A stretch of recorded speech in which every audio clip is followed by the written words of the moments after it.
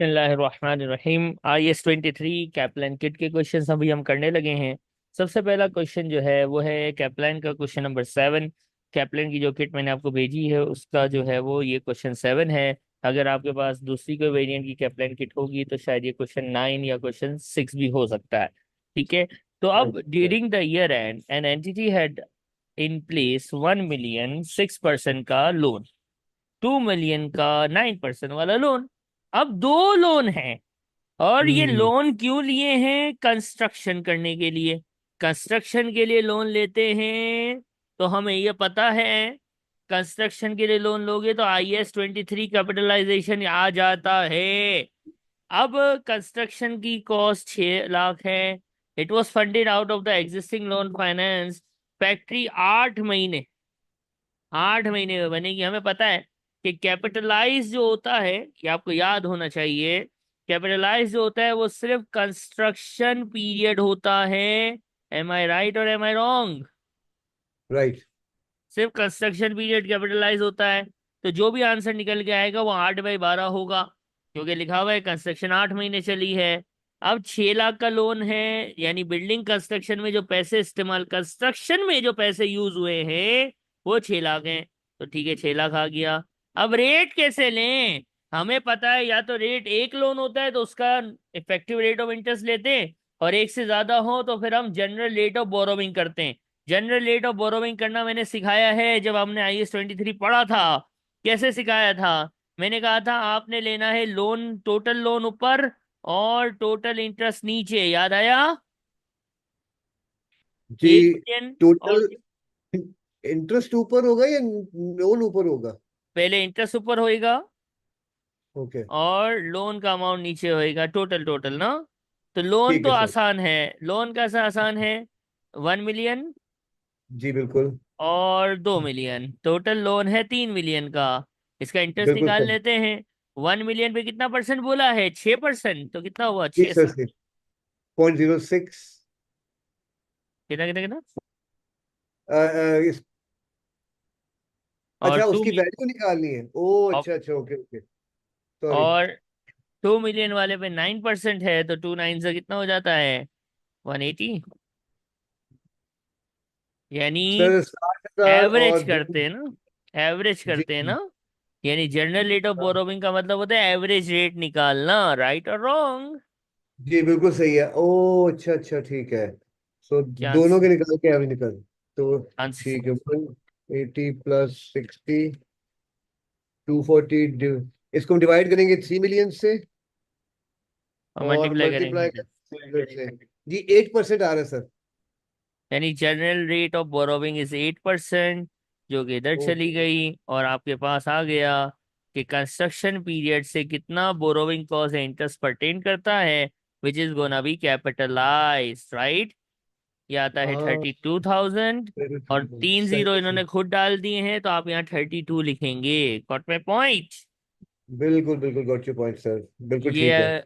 ये हो गया हमारा कैप्लन का पहला MCQ, question number 7। Any problems? अब कैप्लान में MCQ सेक्शन में IS-23 से रिलेट करता हुआ है क्वेश्चन नंबर 14 कि बोरोविंग कॉस्ट रिक्वायरमेंट हमेशा पहले पढ़ते हैं। Borrowing cost to be capitalise in respect of warehouse. Okay fine. Capitalisation of interest की बात होती है तो IS-23 दिमाग में आएगा। गिवरेज टुक 7.5 मिलियन का 10% लोन 1 जनवरी को। क्यों लिया? बिल्ड, कंस्ट्रक्शन आ गई, लोन आ गया, इंटरेस्ट आ गया, कंस्ट्रक्शन आ गई, खलास। It's IS-23। राइट और रॉन्ग? राइट। अब क्या हुआ है? कंस्ट्रक्शन जो है वो फरवरी में शुरू हुई है और नवंबर में कंप्लीट हो गई है। As not hmm. All the funds were needed immediately, इस बंदे ने कुछ शॉर्ट टर्म जो है वो जो है वो इन्वेस्टमेंट कर दी है जनवरी से लेके मई तक के लिए। 2%, 2 मिलियन का अमाउंट और 4.5% में। मैंने कहा था ना मारवाड़ी वाला काम कर रहा है, याद आया? यही मेरे अल्फाज थे जब मैंने बिल्कुल सर। IS-23 पढ़ाया था। मैंने ये भी बताया था बिल्कुल। कि भाई कैपिटलाइज जो है वो सिर्फ कंस्ट्रक्शन पीरियड का होगा, और उसमें अगर आपको कोई इन्वेस्टमेंट इनकम हो रही है तो आप उसको नेट ऑफ करेंगे। ये हमने पढ़ा हुआ है।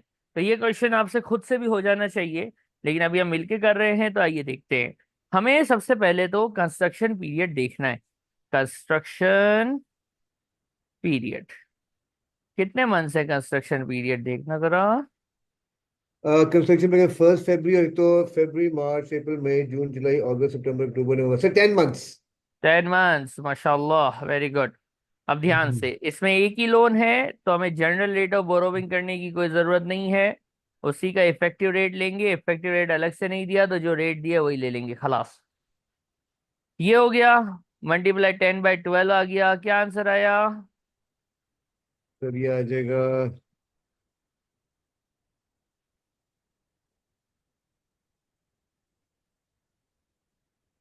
6,25,000, 625,000। ठीक हो गया, लेकिन it's not the final answer. हाँ, क्यों? जी। हम्म। क्योंकि ये क्यों? उसमें कुछ funds उसने इन्वेस्ट कर दिए थे, तो वो जो उसको नेट इनकम हुई होगी वो हमें उस कैपिटलाइज्ड फाइनेंस कॉस्ट में से माइनस करनी होगी। लेकिन हमें ये पता है कि it must be for the construction period only. तो इससे 2 मिलियन जो है वो ओ, 4.5% पे लगाया है, लेकिन कंस्ट्रक्शन पीरियड right। भी दिया हुआ है, और ये इन्वेस्टमेंट का पीरियड भी दिया हुआ है। ध्यान से देखो, जनवरी से मई है, कंस्ट्रक्शन फरवरी से नवंबर है, तो हमें मैच करना होगा। क्या जनवरी, यानी इससे देखो, जनवरी से लेके मई तक, ये 1 मई है, तो जनवरी से ओहो। 1 मई तक की इसने इन्वेस्टमेंट की है। लेकिन क्या जनवरी जो है वो कंस्ट्रक्शन पीरियड है कि नहीं है? नहीं, क्योंकि नहीं नहीं, वो तो 1 फरवरी में स्टार्ट हुई है। ओ यस। तो ये कितने मंथ से, वैसे ये बनते कितने हैं, जनवरी से लेके 1 मई तक, 1 मई तक कितने बनते हैं? 4 महीने सर। 4 महीने वल्लाही बनते हैं। लेकिन हम इसमें से जनवरी का महीना एक्सक्लूड करेंगे, क्यों? क्योंकि वो कंस्ट्रक्शन के पीरियड में फॉल नहीं नहीं कर करता। रहा।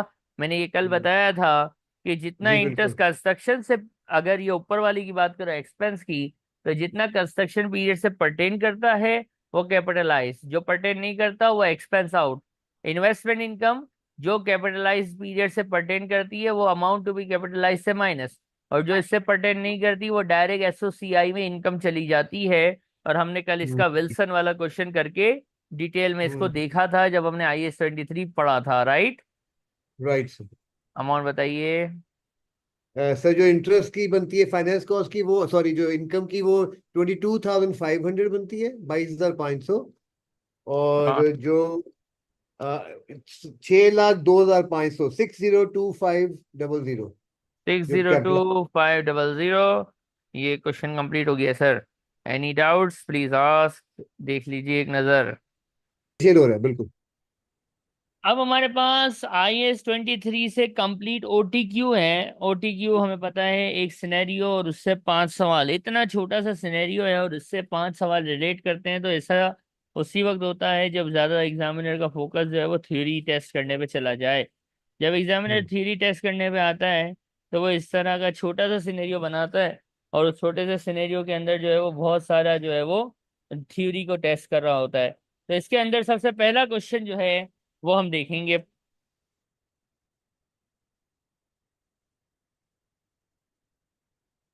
अब पहला क्वेश्चन जो है वो क्या कह रहा है, वो कह रहा है कि भाई, how should the loan be treated in financial statement, loan को कैसे ट्रीट करना चाहिए। अब देखिए, अभी हमारा कोर्स इनिशियल है, अभी हमने सिर्फ IAS 16 पढ़ा है, IAS 40 पढ़ा है, और हम IAS 23 पे अभी हैं। आगे जाके हम फाइनेंशियल इंस्ट्रूमेंट्स इंशाल्लाह पढ़ेंगे, लाइबिलिटीज की क्लासिफिकेशन को पढ़ेंगे। तो ये क्वेश्चन उस लेवल का है, लेकिन IAS 23 के साथ आ गया है, तो हम इसको अभी देख भी लेते हैं। लेकिन ये याद रखना, ये वाला क्वेश्चन जो है ये परटेन करता है आगे, आगे की चीजों से, जो इंशाल्लाह आप आगे जाके करेंगे। तो अभी इसका सिर्फ आंसर मैं आपको बताता हूँ। जो अभी फिलहाल वक्ती तौर पे आपको क्या कर लेना है, याद रख लेना है, क्योंकि जैसे ही हम फाइनेंशियल इंस्ट्रूमेंट वगैरह वाली चीज़ें, आगे की चीज़ें पढ़ेंगे, तब इंशाल्लाह जो है वो आपको ये समझ आएगा कि जो मैंने अभी बताया था ये ऐसा क्यों है। ठीक है, तो देखिए भाई, पूछता है कि लोन, अब ऊपर वाला देखो, ऊपर है क्या, लोन है क्या, लोन लिया क्यों था? कंस्ट्रक्शन के लिए, नया स्टोर बनाने के लिए। बिल्डिंग। स्टोर, बिल्डिंग हाँ। बनाने के लिए लोन लिया था। एक बात याद रखना, जो नॉर्मल लोन होते हैं ना, नॉर्मल जितने भी लोन होते हैं वो एमोटाइज कॉस्ट पे रिकॉर्ड किए जाते हैं। अभी एमोटाइज कॉस्ट क्या होती है, ये आप फाइनेंशियल इंस्ट्रूमेंट वाला जब आईएफआरएस पढ़ेंगे तो आपको ये निकालने हम सिखाएंगे।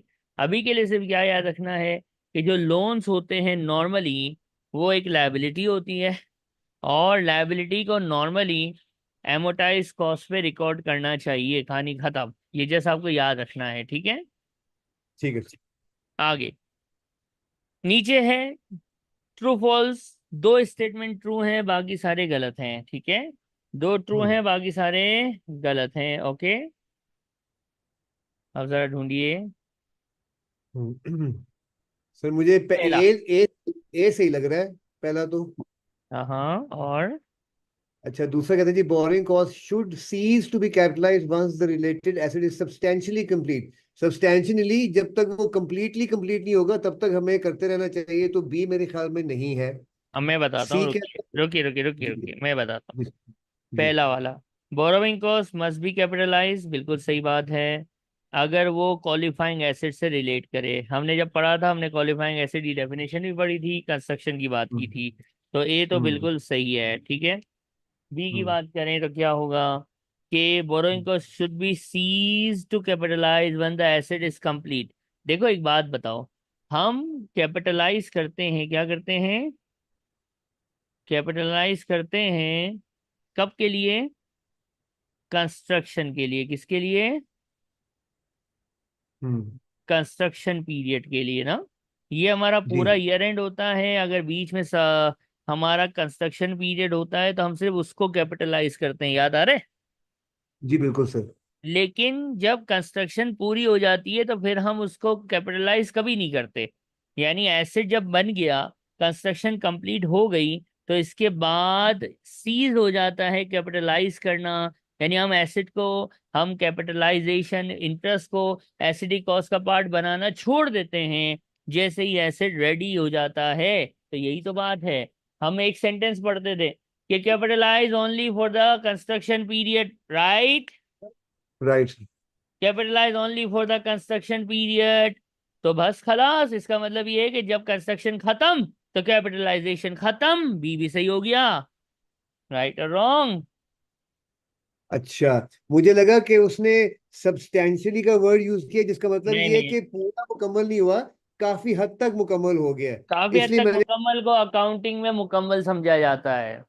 अच्छा ठीक है, सही है सही है। सर थोड़ा अगर मुझे ई को एक्सप्लेन कर दे, मुझे अभी ई मैं का जरा सी, समझ। पहले मैं सी एक्सप्लेन ना करूं। जी जी, सही है बिल्कुल बिल्कुल।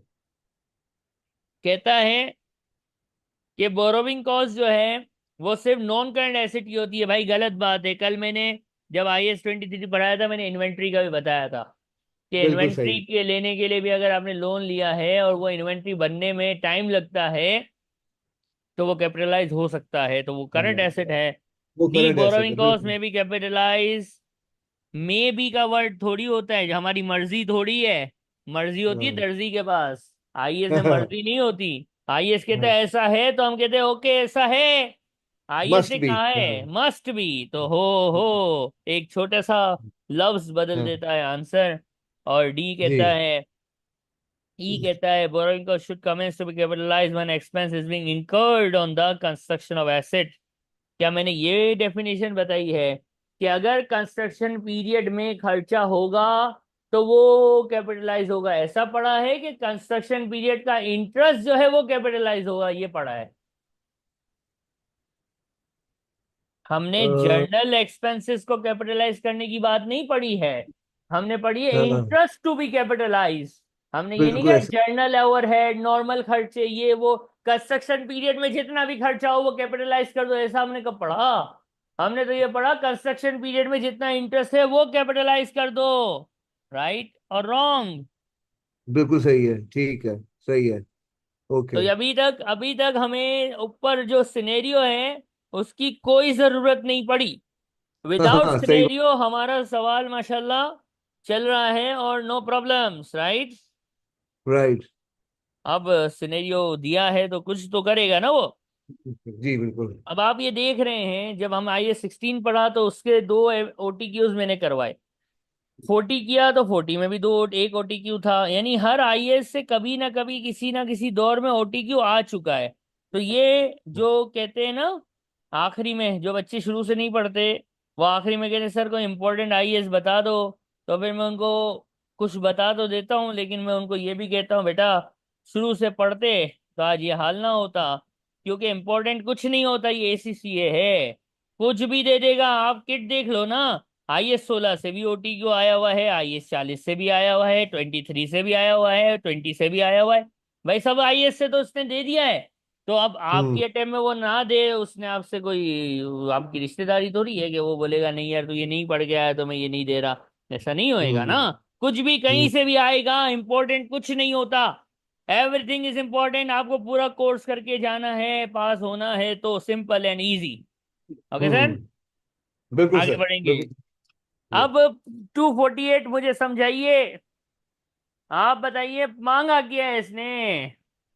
सर जी वो पूछ रहे हैं how much should be recorded as finance cost in the statement of profit और loss for the year ended 31 March 2008। तो वो ये कैपिटलाइज करने की बात नहीं कर रहा, वो मांग रहा है जो कि कैपिटलाइज नहीं होना, जो कि प्रॉफिट माशाल्लाह, लॉस हो रहा है। मरहबा या शेख। और मैं 249 भी पढ़वा लूं तो उसमें क्या मांगा है। वो पूछा जी how much interest should be capitalized as part of property plant equipment as that 31 2008। तो वो जो बेसिकली उसका जो रिमेनिंग होगा या समझो वो कैपिटलाइज हो जाएगा। अब हमें हमने जिस तरीके से, जिस मेथडोलॉजी से, जिस ट्रिक से पढ़ा है, उस ट्रिक में जी दोनों आंसर एक साथ ही आ जाते हैं। तो हम दोनों को एक सही है। साथ ही सॉल्व करेंगे इंशाल्लाह, आप देखेंगा। इंशाल्लाह। आप हम्म। देखिए, सबसे पहला मेरा सवाल था, हमें हमेशा कहता था पहले टाइमलाइन बनाया करो। ईयर एंड बिल्कुल। 31 मार्च 2008 शुरू होगा 1 अप्रैल 2007 से। और इसके बाद में कहता था सवाल में ढूंढो कंस्ट्रक्शन पीरियड क्या है। लोन लेना ये मसला नहीं हम्म। है, लोन लिया है अप्रैल 7 में, नो प्रॉब्लम। प्रीमियम पे रिडीम होएगा। अब देखो पहली मर्तबा आया ना, इफेक्टिव रेट, दो दो रेट, सवाल में दो दो रेट है भाई। कौन सा रेट लेंगे आप। हाँ, तो उसने बेसिकली खुद ही कैलकुलेट करके दे दिया इफेक्टिव रेट, तो हम डायरेक्ट 7.5% ले लेंगे। बेहतरीन हो गया। कंस्ट्रक्शन पीरियड ढूंढो ना भाई। सर जी मई 1 से स्टार्ट कर रहा है वो, कंस्ट्रक्शन होगी 1 मई से। और कहाँ तक होएगी ये भी तो देखो। ये हो रहा है जी अप्रैल टू नहीं sorry, was complete ready for 28 February 2008, फरवरी में। तो ये हो दैट गया is the May. Construction period. 10 months हो गए सर। 10 मंथ्स कंस्ट्रक्शन पीरियड हो गया। अब ठीक क्या है। सेटअप है, लोन कितना था भाई। सर लोन था जी 10 मिलियन। 10 मिलियन, 3 जीरो हाइड है। ठीक है, तो हम पूरा लिख दें ठीक या है, 3 जीरो हाइड कर दें, कोई मसला नहीं। हाइड कर मैं दें, ठीक पूरा है लिख सर। देते हैं, ज्यादा मसला नहीं। Ten okay. Million effective rate पे काम करना होता है। मंथ्स है 10। कोई इन्वेस्टमेंट इनकम नजर नहीं आ रही है, कोई मारवाड़ी वाला काम नहीं किया है। ये आ गई हाँ वो। Amount to be capitalised, right. बताइए। अच्छा जी, 10 मिलियन into 0.15 into 10 divide by 12। Sir ये 6,25,000। हाँ जी ठीक है। अब रुकिएगा। हम्म। अब जो पीरियड है जो कैपिटलाइज नहीं हुआ, लोन लिया है कब, इस दिन ना। जी इसने लोन लिया बिल्कुल। और लोन रीपे नहीं हुआ ना। तो ये कितने मंथ्स हैं शुरू के, और आखिरी के ये कितने मंथ्स हैं। सर शुरू का तो उसी 1 मंथ है, पहला तो 1 अप्रैल से 1 मई। और आखिरी का। और आखिर मार्च 1 मंथ एंड का है। सही है, तो इसको देखो यूं भी कर सकते, दो तीन तरीके से कर सकते हैं, आप जरा समझना। जी लोन जो है, लोन आउटस्टैंडिंग रहा है throughout the year, am I right. बिल्कुल ऐसे ही है। यानी अगर थ्रू आउट की बात करेंगे तो 7.5% का मतलब होता पूरे है साल का। सर, साढ़े हम्म। सात लाख इसमें से अ, कैपिटलाइज आपने कितना कर दिया है, 625। जी 25 सर, छः तो 25 तो बाकी इनकम स्टेटमेंट में फाइनेंस कॉस्ट यानी एक्सपेंस आउट कितना आना चाहिए? डिफरेंस है उनका 1.25। एक साथ दो दो सवाल खलास, एनी प्रॉब्लम सर? नहीं नहीं, बिल्कुल ठीक है। हाँ, क्योंकि लोन तो सिर्फ पूरे साल का है ना, तो जो जिसमें कंस्ट्रक्शन पीरियड का निकल गया वो कैपिटलाइज हो गया, तो जो रिमेनिंग बच जाएगा वो ऑब्वियसली हमें एक्सपेंस आउट करना होगा। माशाल्लाह तबारक रहमान, क्या बात है। बिल्कुल बिल्कुल आखिरी ठीक है। सवाल है। IAS 23 का प्रैक्टिस सेशन हमारा कंप्लीट होता है। ये आखिरी जी सर। सवाल है। ये हमसे पूछ रहा है कि अगर मारवाड़ी वाला काम करो तो क्या करेंगे? जरा पढ़िए, मुझे समझाइए जरा। Okay जी, हाउ शुड दी $40,000 बी accounted for in the financial statement of Apex? अच्छा, वो क्या कह रहा है, एपेक्स ने डिसाइड किया जी कि not all of the funds raised were needed immediately, ठीक है, and temporarily invested some of the funds in April 2007, यानी जब लिया था, अर्निंग 40,000 इंटरेस्ट, 40,000 का इंटरेस्ट उसने वहां से अर्न कर लिया। अ, अब देखो, जो भी। कैलकुलेशन नहीं मांग रहा। वो ये कह रहा है नहीं कि मान। भाई ये देखो, अगर ये करें, अगर उसने ये फैसला किया कि वो शॉर्ट टर्म यानी मारवाड़ी बन जाए, यानी एपेक्स हम्म मारवाड़ी, ठीक हम्म है, और 40,000 का इंटरेस्ट अर्न करे, तो इस इंटरेस्ट खर्चा इसका क्या ट्रीटमेंट होता है, तो मुझे बताएंगे ये कौन से महीने का है?